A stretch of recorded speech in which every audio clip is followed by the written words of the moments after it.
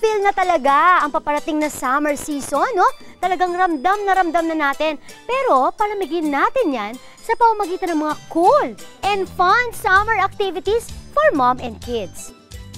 Mom style na ng isang restaurateur mom. I'm a proud mom because I have wonderful kids. My children are my treasure. Isi-share naman nila ang tinatawag nilang taking turns sa pag-prepare ng meal. Bibisitahin po natin ang isang mommy na nag-prepare ng healthy snack na swak sa inyong panlasa ngayong summer. Depende na lang sa panlasa ninyo at sa panlasa ng inyong mga kids. Kung gusto nila medyo matamis ng konti, pwede naman lagyan ng simple syrup. Excited na si Adi, okay? Dahil masarap yan, may mango. Taga-taste. Good, okay. Chicken nga.